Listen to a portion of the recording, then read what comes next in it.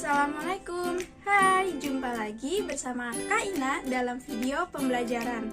Nah, di video pembelajaran kali ini kita akan membahas tentang makna Sumpah Pemuda dan norma sosial di dalam masyarakat. Di dalamnya, kita akan membahas makna dari satu nusa, satu bangsa dan satu bahasa, nilai-nilai Sumpah Pemuda dalam kehidupan sehari-hari, apa itu norma, fungsi dari norma, dan macam-macam norma. Mari kita simak videonya. Pembahasan yang pertama, makna dari satu nusa, satu bangsa, dan satu bahasa. Satu nusa. Satu nusa berarti satu tanah air. Tanah air adalah wilayah Indonesia yang kita tempati. Jangan sampai Nusantara hancur dan pecah karena perpecahan suatu bangsa. Yang kedua, satu bangsa. Satu bangsa berarti satu kesatuan bangsa.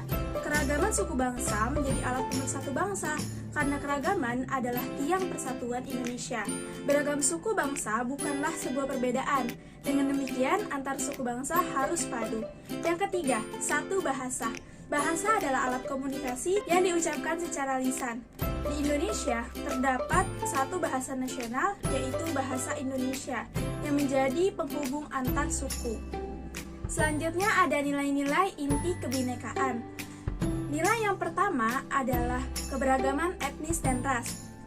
Nilai yang kedua adalah membangun keberagaman inklusivisme.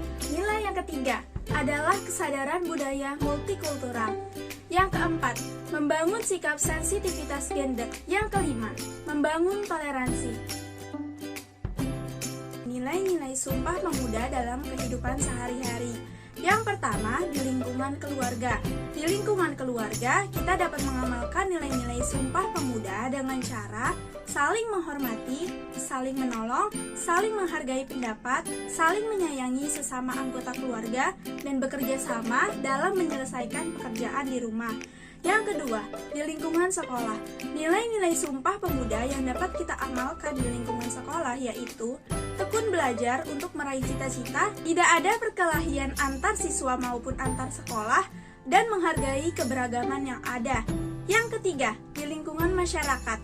Nilai-nilai Sumpah Pemuda yang dapat kita amalkan di lingkungan masyarakat yaitu ikut kerja bakti membersihkan lingkungan sekitar, menjaga keamanan lingkungan, menjalin kerjasama yang baik dengan warga, dan mengikuti kegiatan-kegiatan yang ada di masyarakat. Pembahasan yang ketiga yaitu norma. Apa sih norma itu? Norma adalah serangkaian peraturan umum, baik tertulis maupun tidak tertulis, mengenai tingkah laku atau perbuatan manusia. Norma memiliki dua bentuk, yaitu berupa larangan dan juga perintah. Fungsi dari adanya norma yang pertama, sebagai pedoman atau arah bagi masyarakat dalam berperilaku. Yang kedua, sebagai pengawasan atau pengendalian. Yang ketiga, untuk menyelesaikan persengketaan atau konflik. Dan yang keempat, sebagai rekayasa sosial.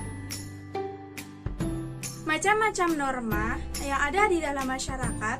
Yang pertama, dari segi daya ikatannya, norma dibagi menjadi 5. Yang pertama ada cara berbuat atau usage. Contoh dari norma ini adalah larangan makan dengan menggunakan tangan kiri dan berbicara ketika sedang makan. Yang kedua, kebiasaan atau perbuatan yang berulang-ulang atau folkways. Misalnya, bertutur sapa lembut terhadap orang lain yang lebih tua atau mengucapkan salam setiap bertemu dengan orang lain. Yang ketiga, tata kelakuan atau mores. Misalnya, larangan mencuri, merampok, maupun membunuh. Yang keempat, adat istiadat atau custom. Misalnya, mencuri.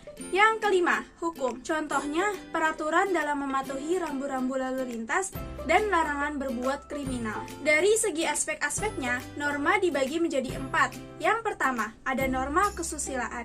Norma kesusilaan bersumber dari hati sanubari manusia dan bersifat umum atau universal.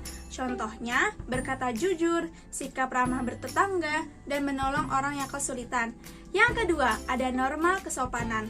Norma kesopanan bersifat sangat terbatas. Norma ini hanya berlaku pada segolongan masyarakat atau tempat tertentu saja. Contohnya, menggunakan pakaian yang layak dan sopan, menjaga tutur kata, dan bertamu dengan sopan.